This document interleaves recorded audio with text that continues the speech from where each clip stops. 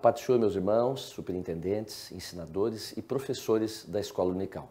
Sejam bem-vindos a mais uma pré-aula, onde estaremos expondo essa lição magnífica desse trimestre, trabalhando em cima da lição Imagens Bíblicas da Igreja. Estaremos trazendo algumas minúcias acerca desses trabalhos que os autores sagrados desenvolveram. O mais importante para nós nessa lição, devido à magnitude dela e à eficácia do apóstolo Paulo e de Pedro, que estarão discorrendo nesses textos que estaremos mencionando aqui nessa lição. Então, hoje nós temos o texto áureo, ele se concentra na primeira carta petrina, do capítulo 2 e o versículo 9. E o nosso texto áureo, ou seja, o nosso texto de ouro, ele diz assim: mas vós sois a geração eleita, o sacerdócio real, a nação santa, o povo adquirido, para que anuncieis as virtudes daquele que vos chamou das trevas para a sua maravilhosa luz. Então nós temos aqui uma evidência importante, onde o apóstolo Pedro trabalha acerca da visão lá de trás de Israel para realmente a projeção da cruz em nós como igreja. Estaremos ainda discutindo um pouco, ainda muito mais, sobre esse detalhe importante desse texto do capítulo 2. Mas estaremos agora trazendo então essa verdade prática. A verdade prática, ela diz o seguinte: por meio de cada imagem que retrata a igreja, o Espírito Santo revela-nos o quão glorioso ela é. Nós podemos ver que tudo hoje, dentro da Escritura Sagrada, no Novo Testamento, ele trabalha acerca da visão da igreja. Hoje, Cristo, com os autores sagrados, mostra essa revelação muito clara e a função dela. Mas nós estaremos se concentrando de forma muito forte nessa questão que a Bíblia trata sobre a imagem da igreja dentro da Escritura Sagrada.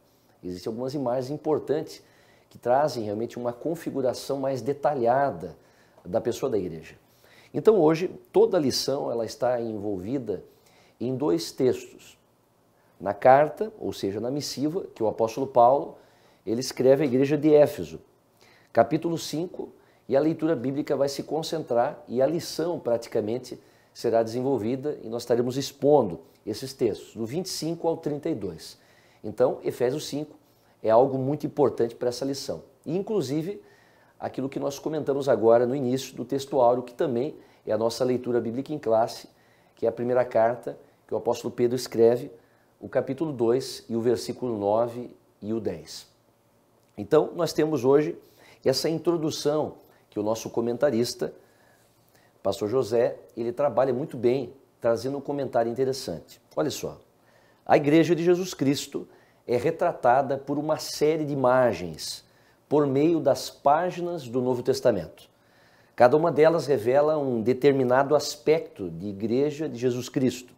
Assim nós podemos contemplar imagens ou figuras que retratam o relacionamento, que descrevem a função ou mostram de que forma a igreja é a habitação de Deus.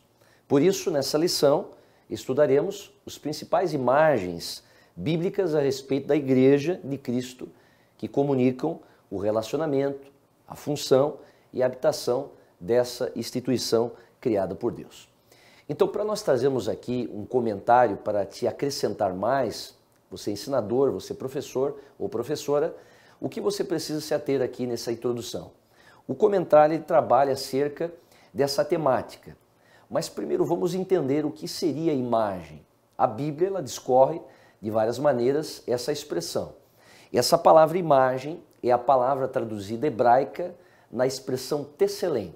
Ela é muito antiga já e quando nós traduzimos ela do hebraico, ela significa e se refere a algo que é semelhante, mas não é idêntico. Então volto a frisar aqui para os professores que estão nos ouvindo a importância disso. Ela se refere a algo que é semelhante, mas não idêntico, ao que é ou de que é uma imagem. Então essa é a definição bíblica para a expressão imagem no hebraico. Ele é muito profundo.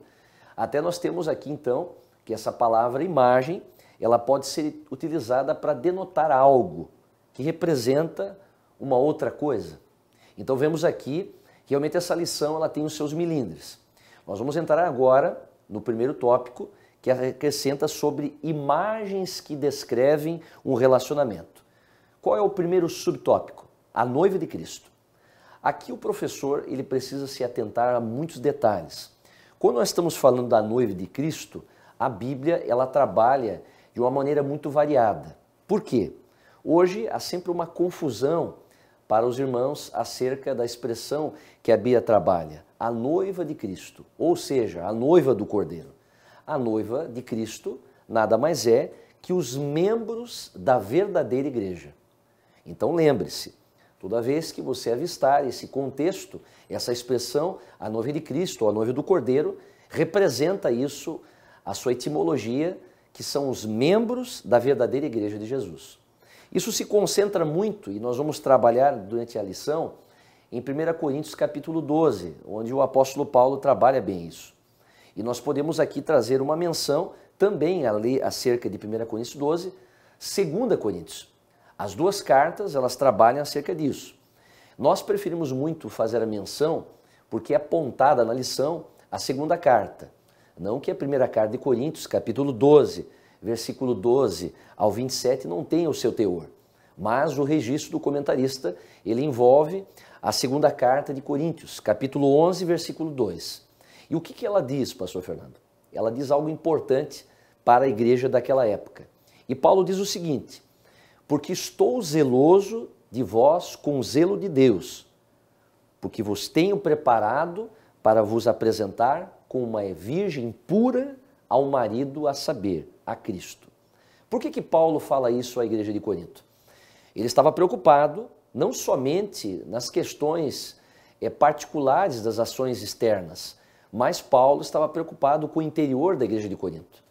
Porque Paulo, quando fala isso, ele está tratando que somente Cristo é digno de ser noivo da igreja.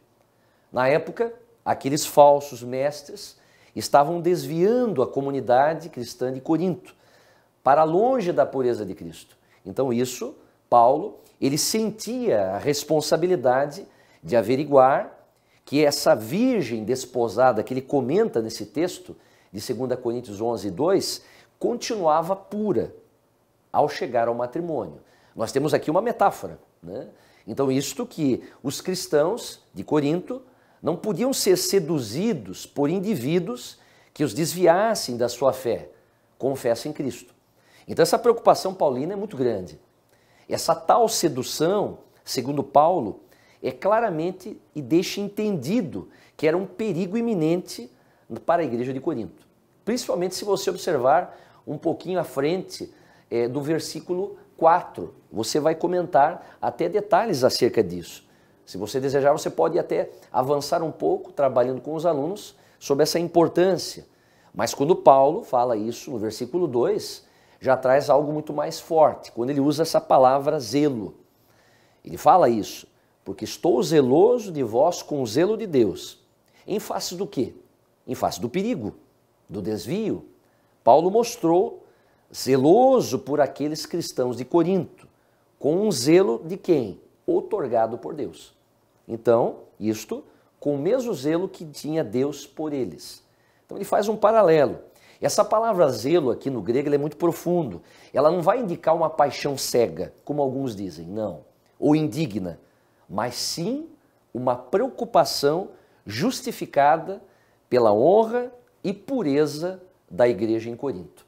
Então veja que 2 Coríntios 11 e o versículo 2, ele aparece também uma expressão que eu gosto muito de mencionar dentro de estudos como esse, quando ele fala ali, porque vos tenho preparado. O que isso significa? É uma palavra grega chamada armoso. E o que ela referenda? Significa encaixado. Ou seja, trazendo a ideia de uma união matrimonial, um encaixe perfeito. A noiva e o noivo. Esse vocábulo ele tem boas variedades de usos, mas o contexto exige que o seu sentido seja o noivado mesmo. É isso que o apóstolo Paulo quer tratar aqui acerca da igreja. No grego clássico, por exemplo, a palavra ela pode se referir muitas vezes a um trabalho de um carpinteiro, que ele juntava as peças ali de madeira dos móveis e os utensílios que ele fabricava. Ele ia juntando ela, encaixando em cada ponto, para que pudesse ter ali ela totalmente excelente. Mas essa palavra também era muito usada para arranjo musical, a palavra preparado. Então, essa preparação o quê? Tinha os arranjos, a afinação do instrumento, até mesmo utilizado essa expressão preparado para quem ia vestir uma peça de armadura, por exemplo, para a guerra. Então Paulo usa essa expressão preparado trazendo a ideia aqui da noiva. Ele trabalha isso muito bem. Por quê? Quem prepara é porque está sendo investido. Então essa preparação é um investimento. Então o apóstolo Paulo fala, porque vos tenho preparado para vos apresentar como uma virgem pura. Então quem está num processo de preparação é porque alguém teve um investimento. Por isso que quando Paulo fala aqui nesse subtópico, a noiva de Cristo, utilizando a ideia de uma virgem pura, por que uma virgem pura? É a palavra ali que o comentarista usa com bastante maestria. A palavra grega paternos, que é a palavra virgem aqui no grego, que originalmente significa donzela, uma jovem mulher que não havia tido relação sexual. Veja a profundidade dessa palavra. Mas quando você olha para a expressão pura, virgem pura ao marido a saber, a Cristo, a palavra puro ela já tem uma intensidade maior no grego.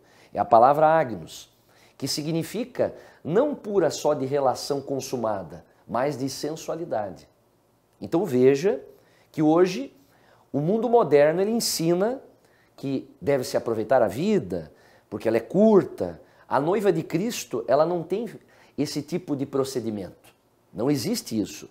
Com Jesus não tem esse ponto. A igreja tem um compromisso, um elo.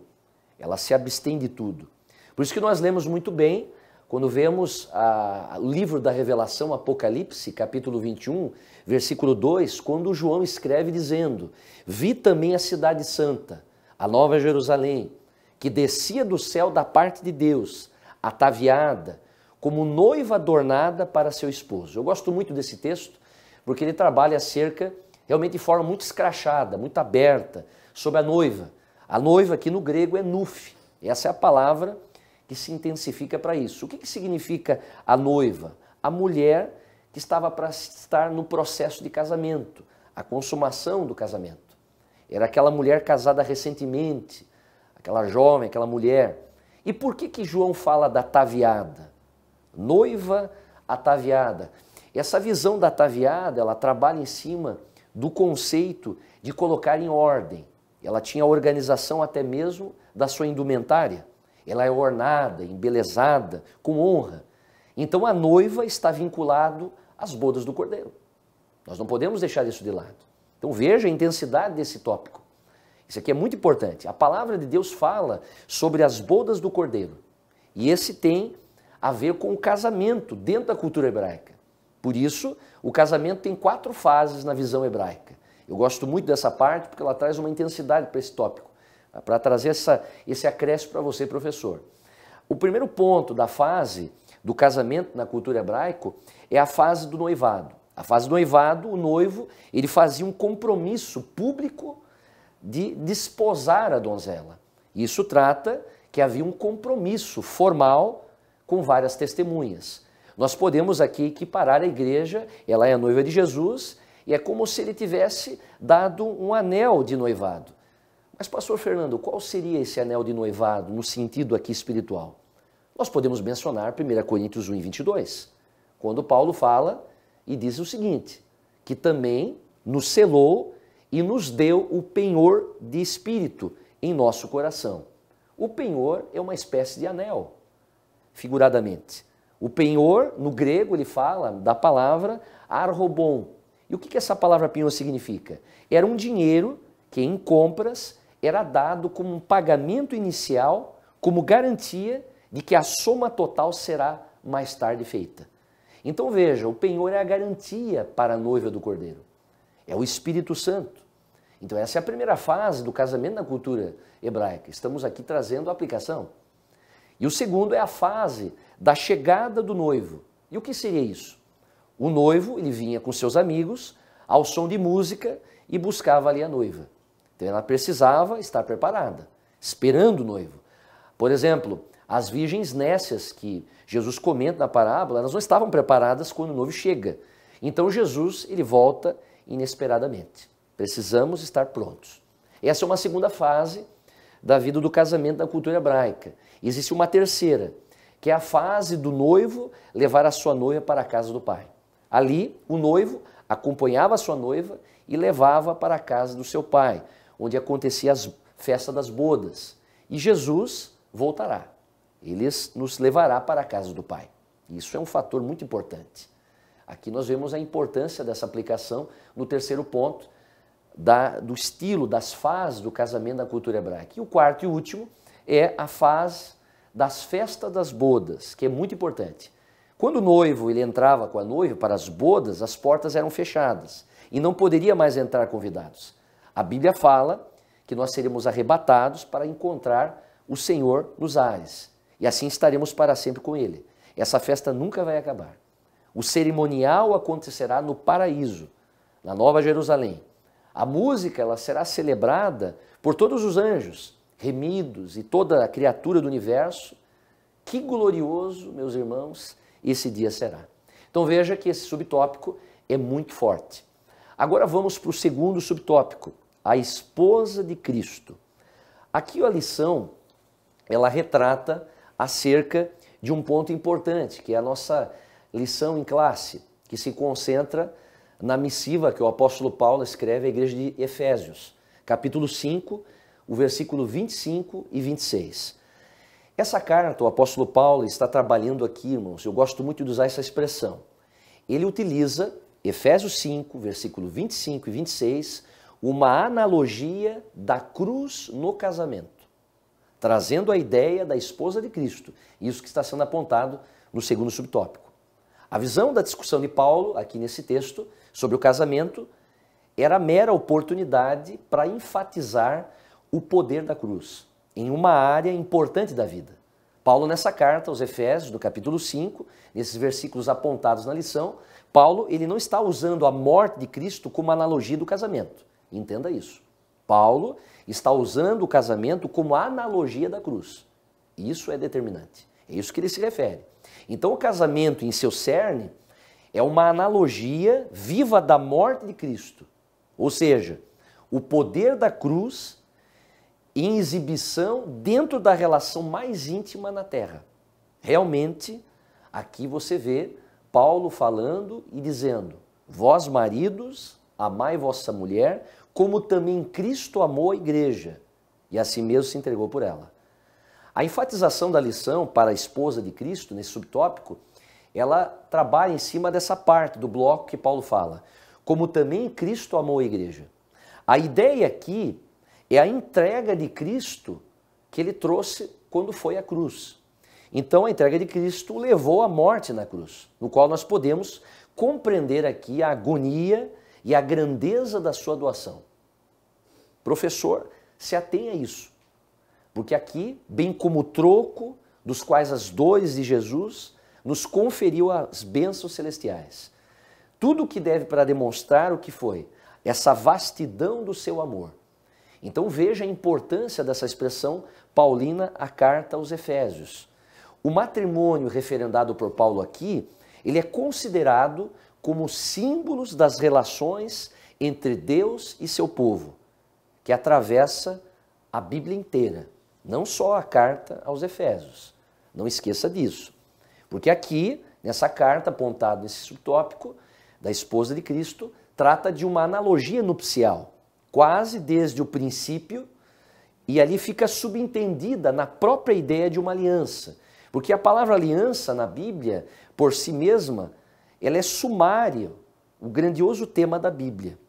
Por exemplo, o movimento profético do século 8, por exemplo, antes de Cristo, ele começou parcialmente com a inigualável quadro de Oséias, profeta Oséias, em que Deus figura como um marido e Israel como uma esposa desleal. A ousadia de Oséias até hoje ele é admirada aos historiadores. Não estava ele empregando como um símbolo a vida do sexual do homem, que em suas degradações dão a entender o paganismo, contra o que a religião bíblica declarava batalha incessante? É uma grande pergunta. Mas Oséias, eu posso lhe responder essa pergunta que trouxe aqui. Oséias empregou esse símbolo e assim fizeram os seus sucessores. A Bíblia, os discursos de Jesus estão repletos de analogias nupciais. Você vê a esposa de Cristo sendo mencionada. Essa ideia da analogia nupcial, ela é um simbolismo que reaparece realista o tempo todo na Bíblia. Ela é usada. Nas epístolas de Paulo, né, no último capítulo do Novo Testamento, a igreja figura novamente como a noiva. Por isso que Paulo, ele trabalha isso nessa carta de Efésios 5. E voltamos a dizer, aqui vem uma pergunta para nós aqui. Será que gostaríamos que a nossa esposa obedecesse como a igreja deve obedecer a Cristo? E esse é o paralelo que ele traz aqui nesse texto. Essa é a ideia. Porque então, age para com ela como Cristo, age para com a igreja. Essa é a visão aqui desse capítulo 5, versículo 25 e 26. Ainda que tenha de dar a sua vida por ela. A visão de Jesus é grande. Ele foi muito intenso quando se deu na cruz. Por isso que nós observamos que aqui a ideia da igreja se conduzindo como a noiva, né? E aí fazendo a junção nesse tópico com a esposa. A igreja tem um desafio. Ela vai ficando cada vez maior. E esse texto do capítulo 5 de Efésios mostra isso. Deus requer aqui, como o marido ama a mulher, como ele sabe, o Pai, que Jesus Cristo ama a igreja intensamente. Cristo mesmo vem vendo o nosso jeito de ser, de se comportar, ele ama e entende as debilidades da igreja. Por igual modo, ela necessita, a igreja, de toda assistência e apoio que o esposo, Jesus, lhe possa dar. E se ela se desincumbir bem dos seus deveres, então ela vai merecer o máximo de amor e de afeto da parte dele. Então vemos aqui que a lição ainda trabalha, dizendo no contexto do versículo 26. Comentamos aqui do 25. O 26 é mais profundo. Paulo fala da seguinte maneira: para santificar, purificando-a com a lavagem da água, pela palavra. Paulo agora, ele se afasta das analogias do versículo 25 e o 26 agora, ele vai apresentar e expor um novo simbolismo que diz respeito à pureza de uma noiva, que dá a entender que a igreja deve ser uma noiva apropriada para o seu noivo celestial, Jesus. A figura no versículo 26, a figura simbólica da palavra que santificar, é a visão da igreja, a santificação da igreja, que ela é sugerida, que é uma metáfora, né? A palavra santificar aqui no grego é muito profundo, que Paulo está tratando no capítulo 5, versículo 26. O que sugere aqui, pastor Fernando? Sugeria, na época, que era um banho que as noivas tomavam antes do matrimônio, que então se adornavam em suas vestes nupciais, imaculadas e brancas. Então, se nós formos aqui aplicar para a igreja hoje, é a santificação, que vem mediante a purificação. Trata-se de uma santificação por meio dessa purificação. Então veja a importância disso. Só que santificar aqui no grego, ele vai mais além, muito mais além. É a palavra grega agiazo. E o que significa isso? Separar de coisas profanas e dedicar a Deus. Veja a profundidade. Então ele fala aqui, mais ainda e fortemente, se havia uma mancha, muitas vezes tinha que ser tirada, até numa roupa. Então é uma visão profunda que Paulo está falando. E por que ele fala ali? A lavagem da água pela palavra. A palavra aqui no grego é rema. Aquilo que foi proferido por viva voz. E quem é essa voz viva? O Senhor.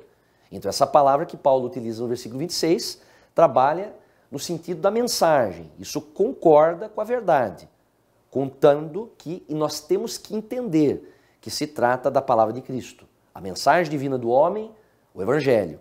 Então nós vemos que aqui ele já faz uma ponte para o nosso terceiro subtópico.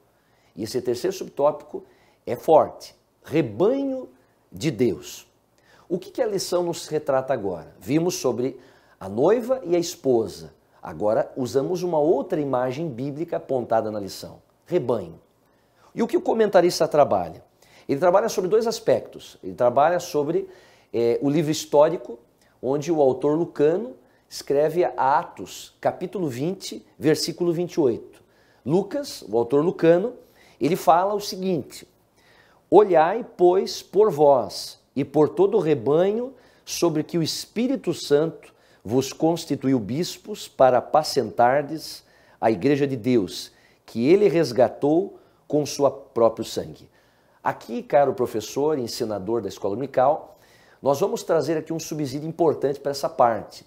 Porque quando se fala de rebanho aqui no capítulo 20, versículo 28, apontado pela lição, é a palavra poionion, que significa ovelha. Ele retrata aqui esse animal magnífico, mas no sentido espiritual se trata dos discípulos de Cristo.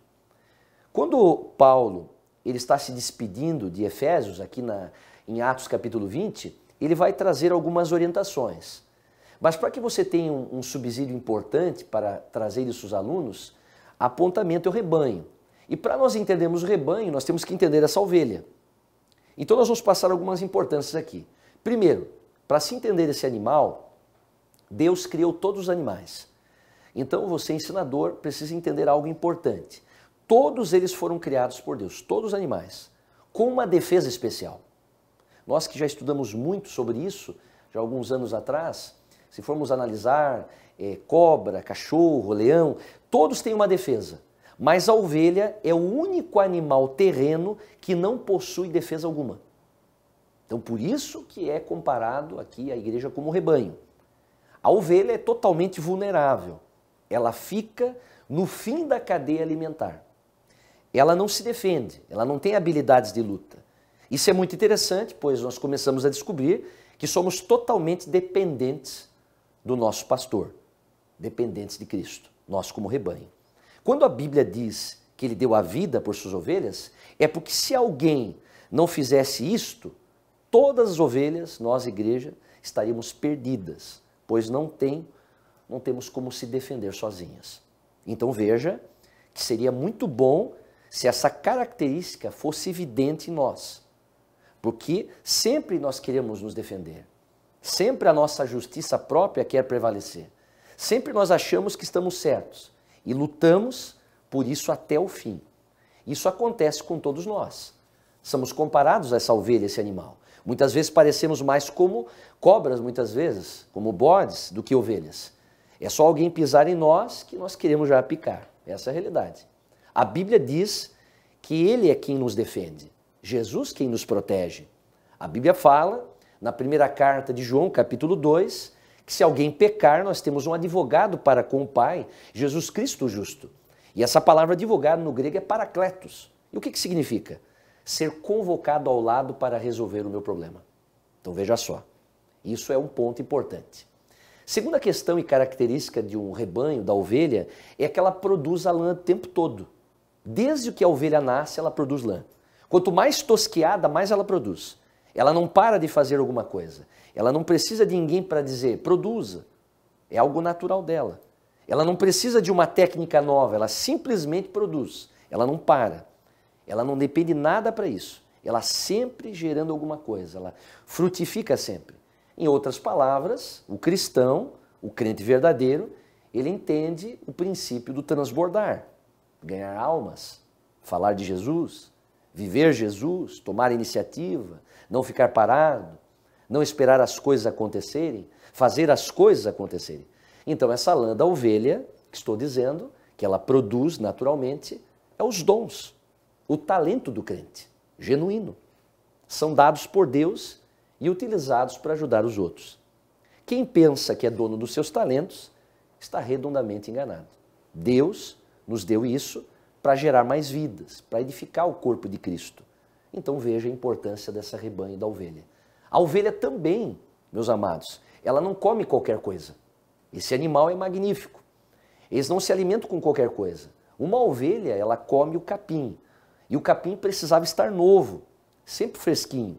Precisa estar sempre bom. Ela não fica atrás de todo tipo de alimento. Mas, por outro lado, nós temos cristãos que aparecem com uma novidade ali e já corre para ver o que é.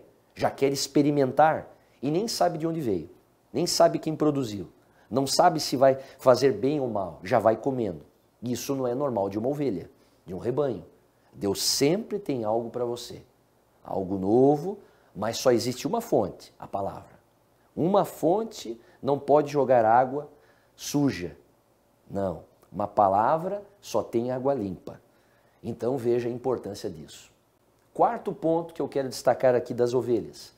As ovelhas ouvem a voz do seu dono, isso era muito forte. Era muito perceptível a ovelha ouvir um pastor na época da profissão. E o quinto, que eu considero o melhor de todas as questões, é que a ovelha, ela precisava da unção do pastor. Quando você vai lembrar de Salmos 23, verso 5, a parte B do versículo, ele diz o seguinte: unges a minha cabeça com óleo e meu cálice transborda. Sabe por que o salmista diz isso? Por causa das ovelhas. Existia na época, meus irmãos, um tipo de mosca que atacava ferozmente a ovelha. Era chamada das moscas nasais. Essa mosca, ela ficava voando ao redor da cabeça da ovelha, procurando uma oportunidade para depositar os seus ovos na mucosa úmida ali, nas narinas dos animais.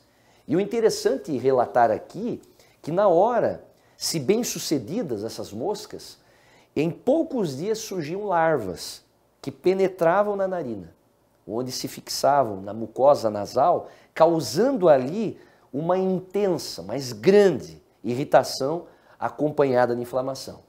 Era uma chamada sarna. Ela ataca a região da cabeça e do pescoço da ovelha. Muitos historiadores comentam que era costume social de se cumprimentarem esfregando carinhosamente sua cabeça. Mas quando essa mosca atingia a parte nasal, elas se batiam a cabeça. Era diferente. Então, havia necessidade de estar agora despejando óleo. E ali o óleo resolvia esse problema. Tornava novamente a ovelha equilibrada, sem mais se bater com as outras. Veja a importância da visão rebanho, a ovelha. Veja só o que nós somos comparados. Agora, estamos no tópico 2, imagens que descrevem a função. Primeiro subtópico, geração eleita, sacerdócio real, nação santa e povo adquirido. O que você tem que se ater aqui? Esse ponto é um dos mais difíceis da lição. Aqui eu considero o desmembramento. A lição, ela divide em 3 pontos. Geração eleita, que é a primeira parte, do que se trata do quê? A palavra geração aqui é a palavra grega genos. O que significa isso? Significa raça. O Novo Testamento mostra que em Cristo, tanto judeus quanto gentios, eles faziam parte de uma geração. Você pode perceber isso aqui, na própria lição sendo mencionada. O que você precisa se ater é o quê? Nesses pontos, eles são chamados o quê? De pontos estratégicos. Porque na época, essa geração era alusiva a Israel. Mas hoje, devido à cruz, nós fazemos parte agora do nova aliança. Então, a antiga aliança, que era Israel, agora é unida pela cruz. Então, nós somos considerados, sim, geração eleita por causa da cruz. Então, isso que você tem que enfatizar. Porque aqui Pedro, ele retrata, nessa primeira carta, capítulo 2, versículo 9, ele está descrevendo um novo Israel, a igreja. Então, essa entidade atualmente se compõe principalmente de quem? De gentios. Então, Pedro aqui ele confere vários outros títulos que antes pertenciam ao antigo povo de Israel. Mas veja agora que ele utiliza essa expressão eleita. Aqui você pode perceber que na época os sacerdotes que pertenciam à família real. Então isso é algo interessante aqui a ser intensificado. Porque ele fala aqui no texto sacerdócio real. Os sacerdotes pertenciam a essa família real. Notemos até que em Hebreus capítulo 4, versículo 14, o sumo sacerdote Cristo é visto entronizado e que dá a ideia de um rei sacerdote. Assim também Melquisedeque era sacerdote, mas igualmente era rei de Salém. E Cristo pertence à ordem sacerdotal de Melquisedeque. A ideia aqui de Pedro, nessa carta, é que os sacerdotes cristãos também são reais. Ou seja, o sacerdócio real, do grego aqui, é basileios. O que significa isso? Majestoso. Então acrescenta a visão da igreja. A igreja tem uma posição elevada, muito grande ao privilégio de desfrutar. Então por isso que ele comenta, né? Nação santa e povo adquirido. Por quê? Porque assim era chamado o antigo povo de Israel. Por quê? Em Isaías 43 e 20 é claro isso. Esse vocábulo aqui, para eleita, traz a ideia de um grupo, de agrupamento de gente, né? Essa raça inteira, né? Espiritualmente falando, é a igreja que tem uma vida comum através de Jesus Cristo. Mas por que agora na lição é enfatizado também sobre esse tópico, povo de propriedade exclusiva de Deus? Veja que ele é mencionado forte agora, porque aqui está falando, no texto original, de um povo para aquisição, entre um povo para a possessão. E quem possui o povo? O Senhor Jesus. Essa nação devia pertencer a Deus, verazmente demonstrando isso por seus atos agradáveis ao Senhor, ao passo que os povos estrangeiros seriam possuídos por forças espirituais da maldade, mas se fossem conduzidos pela propriedade que são exclusivas de Deus, Deus tomaria conta. O povo seria propriedade exclusiva, portanto, deveriam ser santos, porquanto faz parte das possessões de Deus. Nosso ser, aqui, professor, torna-se a localidade da glória de Deus, porquanto seu Santo Espírito habita em nós. Então veja que ele faz uma ponte agora ao segundo subtópico. Veja que é uma extensão muito grande nessa lição, é bem melindrosa. E essa agora aqui é a segunda parte mais difícil que eu considero. O segundo subtópico, corpo de Cristo. O que a lição vai trazer agora? Aqui eu vou trazer algo importante. Eu espero que lhe ajude muito agora, porque é um assunto muito confuso. Muitas vezes nós pensamos que nós somos o corpo de Cristo. Agora entenda bem. Quando você vai para a primeira carta de Coríntios, capítulo 12, do versículo 12 até o 27, Paulo ele retrata o que nós chamamos de parábola da unidade dos membros do corpo. Então, quando nós estamos falando, muitas vezes nós escutamos muito entre os bastidores, né, a igreja, eu não sou o corpo de Cristo, nem eu e nem você. Você vai entender. Nós vamos explicar aqui claramente. Não somos, não. O corpo de Cristo é a igreja. Tem colocações que nós fazemos e nós não entendemos. Então, volto a repetir. Eu sou o corpo de Cristo? Não. O corpo de Cristo é a igreja. Então, nós vamos entender o que é a igreja. A igreja, ela é composta de membros. Então, veja só. A Bíblia diz que eu sou templo. Templo é uma coisa, igreja é outra. Então, muitas coisas são confusas que alguns irmãos acabam confundindo. Então, é por isso que tem um monte de gente achando que pode servir a Deus sem vir ao templo. Perceba. Porque ele acha que ele é a igreja. Ele não é. Você não é a igreja. A igreja é a união dos membros do corpo de Cristo. Então, eu não sou a igreja, eu não sou o corpo, eu sou membro. Então, veja só. Agora, Paulo, ele fala no capítulo 12, versículo 12 ao 28. Ele usa essas metáforas. Que valor tem um pé fora do corpo? Esse é o mesmo valor fora da igreja. Repito, Paulo retrata isso. Que valor tem o pé fora do corpo? Esse, meus amados, é o meu valor fora da igreja. Agora imagine a cena. Sexta-feira 13, à meia-noite, na esquina de um cemitério, você vai passando, estou dando um exemplo, e de repente você encontra um homem sem o pé esquerdo. Automaticamente você fica com medo, só porque ele não tem um pé. Aí a vantagem é que você pode correr ainda. Mas agora imagine você numa outra cena. Uma outra cena um pouco diferente. Ao invés de encontrar o homem sem o pé esquerdo, você encontra só o pé sem o homem. Perceba. Você pode ver que você vai ter uma reação um pouco diferente. É maior que você olha porque você só vê o pé, não vê o homem. Porque o corpo sem o pé ainda, aqui perceba o que eu vou trazer para você, preste bem atenção. Porque corpo sem um pé ainda é corpo, mas um pé fora do corpo só serve para gerar medo. Então veja, assim também é cada um de nós. A igreja sem eu é a igreja do mesmo jeito. Agora, eu fora da igreja, eu não sirvo mais nada, para mais nada. Então veja a importância desse tópico. É isso que eu quero trazer nesse ponto. Terceiro bloco agora, que é o terceiro tópico, imagens que descrevem a habitação. Primeiro subtópico, santuário de Deus. De forma lacônica aqui, professor, você não precisa intensificar tanto aqui. Ele é uma das partes agora que estende muito. Santuário de Deus. O que a lição quer trazer? Quando Paulo, ele referenda isso na lição, 1 Coríntios 3, 16 e 17, ele diz assim: não sabeis vós que sois o templo de Deus e que o Espírito de Deus habita em vós?